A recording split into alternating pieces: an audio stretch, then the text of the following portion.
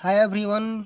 तो आज की इस वीडियो में हम लोग बहुत ही इम्पोर्टेंट ही टॉपिक पर डिस्कशन करने वाले हैं, जो एम्स बीएससी नर्सिंग के बारे में 2024 के रिजल्ट के बारे में हम लोग डिस्कस करेंगे। अगर आपने अभी तक रिजल्ट चेक नहीं किया है तो आपको www.aimsexams.ac.in लिखकर सर्च करना है, और सर्च करने के बाद जो इम्पोर्टेंट अनाउंसमेंट में आपको फर्स्ट वाला लिंक होगा उस पर प्रेस कर देना है। जैसे ही आप प्रेस कीजिएगा तो आपको एक पीडीएफ डाउनलोड होगा। जो पीडीएफ डाउनलोड होगा उसमें रोल नंबर वाइज आपका रिजल्ट उसमें डिक्लेयर किया गया है एम्स नर्सिंग द्वारा। तो उसमें आपको क्या करना है, अपना रोल नंबर प्रेस कर और अपना रिजल्ट चेक कर सकते हैं। तो हमको डिस्कस करना है इस बात पर कि हाँ, जो जिन स्टूडेंट का रिजल्ट नहीं आया है उन तो वो क्या करें। जब आप अपने रोल नंबर ढूंढ रहे हैं और आपका रोल नंबर सर्च करने पर आपका रोल नंबर इसमें नहीं शो हो पा रहा है, तो इसका मतलब ये हुआ कि आप एग्ज़ाम क्वालिफाई नहीं कर पाए हो। तो बहुत सारा डाउट है इसमें, कि ये भी डाउट है कि क्या सेकेंड लिस्ट आएगी, कब तक आएगी, और बाकी जो जिनका एग्ज़ाम क्वालिफाई हो गया है उनके लिए क्या आगे प्रोसेस होगा, सब हम लोग देखेंगे। सभी इम्पोर्टेंट पॉइंट्स यहाँ पे हम लोग बात करेंगे। तो आप सभी कैंडिडेट से रिक्वेस्ट है कि वीडियो को पूरा एंड तक देख लीजिएगा लोग, आपके सारे जितने भी डाउट्स हैं सब क्लियर हो जाएंगे। देखो, इन्होंने साफ तौर पर मेंशन कर दिया है कि हमने नॉर्मलाइजेशन किए हैं। तो जो बच्चे बोल रहे थे कि 9 जून को टॉप पेपर आया था टॉप, और 8 जून को इजी थोड़ा आया था, उससे साफ तौर पर मेंशन कर दिया है कि इन्होंने नॉर्मलाइजेशन किया है। तो वो हम आपको दिखा देते हैं कि कहाँ मेंशन किया गया है कि नॉर्मलाइजेशन किया गया है। आपको पीडीएफ के लास्ट नीचे वाले पेज पर जो आना है, और यहाँ पे देखना है आपको जो सेकेंड नंबर लिखा हुआ है, यहाँ पे सेकेंड नंबर जो पॉइंट है, इन्होंने बोला है कि हमने 20 जनवरी को एक नोटिस निकाला था। हो सकता है कि ये एम्स नर्सिंग के लिए ना हो, किसी और एग्ज़ाम के लिए हो।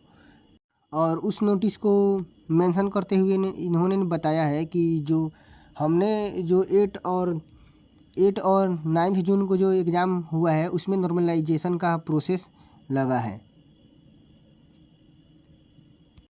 हमने ये पहले ही मेंशन कर दिया था कि एग्ज़ाम के जब 2 शिफ्ट हो रहे हैं तो इसमें नॉर्मलाइजेशन होगा। और इन्होंने साफ तौर पर यहाँ पे मेंशन कर दिया है कि जो 1 जनवरी 2023 के रिगार्डिंग है, उसके रिगार्डिंग ये नॉर्मलाइजेशन हुआ है। स्टूडेंट को लगता है कि 8 जून को पेपर इजी था और 9 जून को पेपर टफ था, तो उनके लिए ये नॉर्मलाइजेशन का प्रोसेस लगाया गया है। और जिन स्टूडेंट को लग रहा है कि 8 जून को जो पेपर इजी था और 9 जून को जो पेपर टफ था तो उनका अलग रिजल्ट होगा, ऐसा कुछ नहीं है। नॉर्मलाइजेशन का मतलब ये होता है कि 8 जून को जो एग्ज़ाम हुआ उसका एवरेज और 9 जून को एग्ज़ाम हुआ दोनों का एवरेज निकालने के बाद जो एग्ज़ाम हुआ उसको यहाँ पे रिजल्ट डिक्लेयर किया गया है। जून वाले कैंडिडेट को थोड़ा ग्रेस मार्क्स मिल गए होंगे, क्योंकि दोनों का जो बैलेंस बने रहे इसके लिए। ठीक है, तो नॉर्मलाइजेशन यहाँ पे हुआ है, ये तो पहली बात यहाँ पे क्लियर हो गई। अब यहाँ पे आपको कट ऑफ रैंक दी हुई है कैटेगरी वाइज। क्या है कि कितने रैंक तक हमने बच्चों को मेरिट लिस्ट में निकाला है। यूआर मतलब जनरल, जो फर्स्ट राउंड के काउंसलिंग में 6391 स्टूडेंट एलिजिबल होंगे, जो कि फर्स्ट राउंड के काउंसलिंग में इन्होंने मेंशन किया है। और URPWBD में नहीं मेंशन एक भी स्टूडेंट है। EWS वालों में 6387 कैंडिडेट हैं जो एलिजिबल होंगे फर्स्ट राउंड के काउंसलिंग में। और EWS PWBD में 5496 कैंडिडेट एलिजिबल होंगे।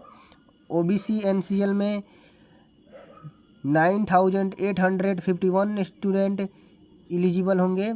और OBC NCL PWBD में 3931 कैंडिडेट इसमें एलिजिबल होंगे। SC में 13,963 कैंडिडेट इसमें फर्स्ट मेरिट लिस्ट में आए हैं।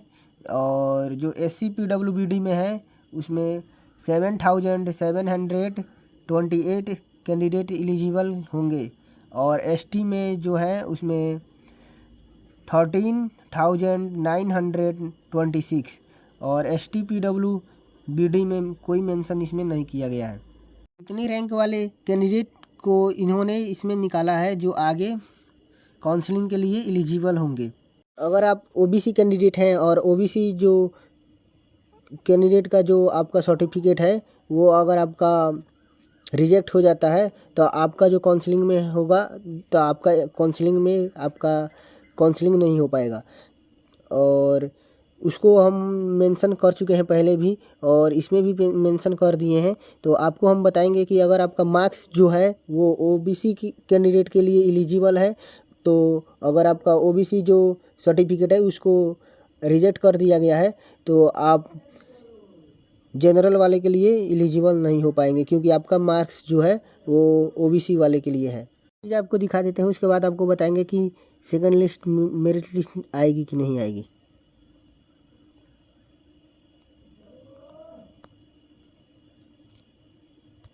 देखो यहाँ पे मेंशन भी कर दिया गया और प्रोविजनली क्वालिफाइड कैंडिडेट यहाँ पे जो पैराग्राफ सेकंड नंबर पैराग्राफ इसको पढ़िएगा तो इससे आपको पता ये चलेगा कि जो आप OBC कैंडिडेट है तो OBC कैंडिडेट का जो कट ऑफ है वो उनको क्वालिफाई करने के लिए 45 मार्क्स चाहिए और जनरल वाले के लिए 50 चाहिए। तो अगर आप 46 आपका मार्क्स आ चुका है तो आप OBC से तो आप तो क्वालिफाई कर चुके हैं, लेकिन अगर आपको 46 मार्क्स आया है और आपका जो सर्टिफिकेट है OBC जो सर्टिफिकेट है तो वो रिजेक्ट कर दिया गया है तो आपका जो काउंसलिंग नहीं हो पाएगा क्योंकि जो जनरल वाले हैं तो उनके लिए तो 50 मार्क्स चाहिए आपको काउंसलिंग के लिए। तो यहाँ पे मेंशन कर दिया गया है साफ तौर पर, यानी जो सेकंड मेरिट लिस्ट है वो नहीं आएगा। यहाँ पे मेंशन कर दिया गया है कि जो जनरल वाले हैं जनरल वाले को 6,391, इसमें ऐसा बात नहीं है कि पूरा जो कैंडिडेट है इसमें पूरा जनरल वाले हैं, लगभग इसमें 2,000 से 3,000 इसमें जनरल वाले होंगे और OBC भी वाले होंगे। तो यहाँ पे जो मेंशन कर दिया गया है पहले ही मेंशन कर दिया है एम्स BSc नर्सिंग वाले लोग कि जिसका अगर आप जनरल वाले हैं तो आपको 50 मार्क्स यहाँ पे एलिजिबल है अगर आपका काउंसलिंग कराने के लिए। तो आपका अगर 50 मार्क्स आ जाएगा तो आपको PDF में आपका नाम दे दिया जाएगा कि काउंसलिंग के लिए आप एलिजिबल हैं। और जो OBC वाले कैंडिडेट हैं उनको 45 मार्क्स होना चाहिए, लेकिन जो उनका वैलिड सर्टिफिकेट होना चाहिए।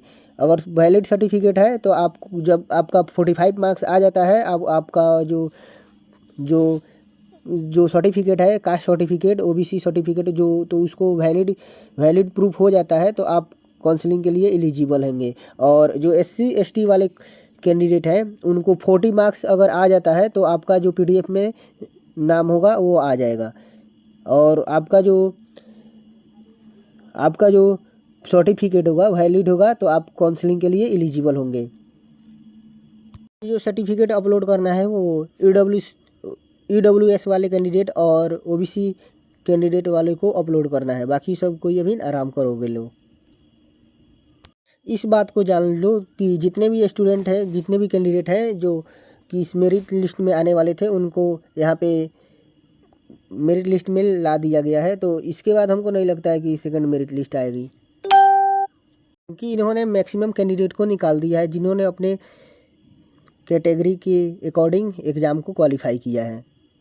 जिन कैंडिडेट का मार्क्स 50 होगा वो 6,391 में इसमें उन कैंडिडेट की इनकी नाम होगी PDF में, और जिनकी 45 होगी उनका भी होगा और 45 होगी उनकी भी होगी, और जिनका 40 होगा 40 एबव SC ST वाले को उनका भी होगा।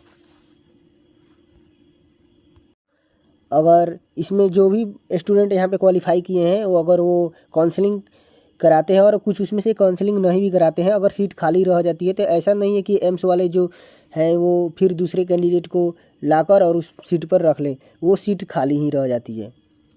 एम्स का कहना है कि जितना मेरा मिनिमम मार्क्स एलिजिबल है उतना लेकर तुम आ जाओ, उसके बाद हम सीट डिसाइड करेंगे मिलेगा या नहीं मिलेगा। उसके बाद आपका मेरिट लिस्ट आ ही जाएगी।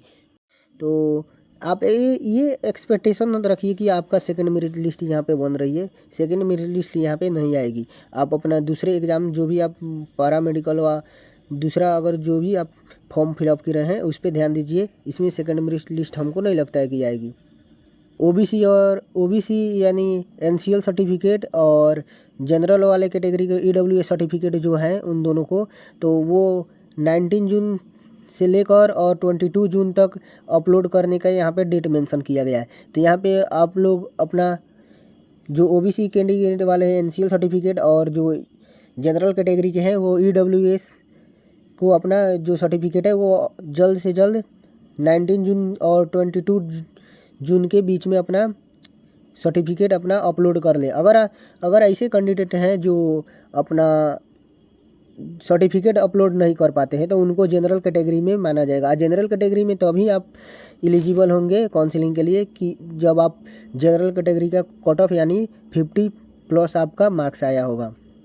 तो यहाँ पे जनरल कैटेगरी के देख सकते हो 6391 यहाँ पे मार्क्स, यानी इतना अगर आप 50 प्लस मार्क्स लाते हो इसमें, अगर आप जनरल कैटेगरी के लिए एलिजिबल हो ओबीसी कैंडिडेट वाले, अगर आपका ओबीसी कैंडिडेट का एनसीएल सर्टिफिकेट आपका रिजेक्ट हो जाता है तो आपका जो 50 प्लस मार्क्स होगा तो आप 6391 के कट ऑफ में आओगे, नहीं तो नहीं इसमें एलिजिबल नहीं होगे, आपका काउंसलिंग नहीं हो पाएगा।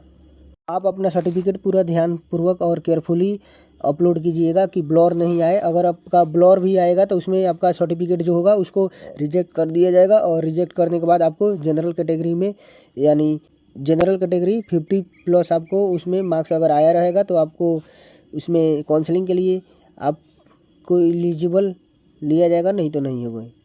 और ईडब्ल्यूएस वाले और ओबीसी कैंडिडेट वाले को एनसीएल सर्टिफिकेट अपलोड करना है। 22 तारीख तक इसका डेट है, तो जल्द से जल्द अपना सर्टिफिकेट अपलोड कर ले। और जो सर्टिफिकेट अपलोड कर लीजिएगा वो क्लियरली कीजिएगा, उसमें ब्लर किसी भी तरह का नहीं होना चाहिए, नहीं तो आपको रिजेक्ट करके जनरल में आपको डाल दिया जाएगा।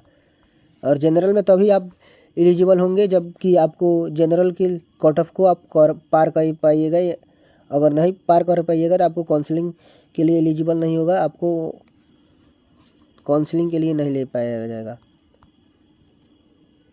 यहाँ पे बहुत सारे स्टूडेंट पूछ रहे थे कि जनरल कैटेगरी वाले कहाँ स्टूडेंट हैं। तो यहाँ पे आपको हम बता दूँ कि यहाँ पे जो भी मेंशन किया गया है, यहाँ पे ओबीसी वाले ओबीसी कैंडिडेट हैं और एससी वाले एससी कैंडिडेट हैं। और जो यहाँ पे मेंशन नहीं किया गया है, जो रिक्त स्थान है यहाँ पे, तो वो समझ जाइए कि वो जनरल कैटेगरी वाले हैं। यहाँ पे देख सकते हैं आपको।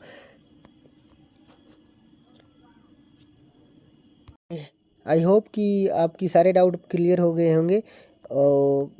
Okay, thank you, have a nice day. मिलते हैं नेक्स्ट अगले वीडियो में, तब तक लिए बाय, टेक केयर गाइज।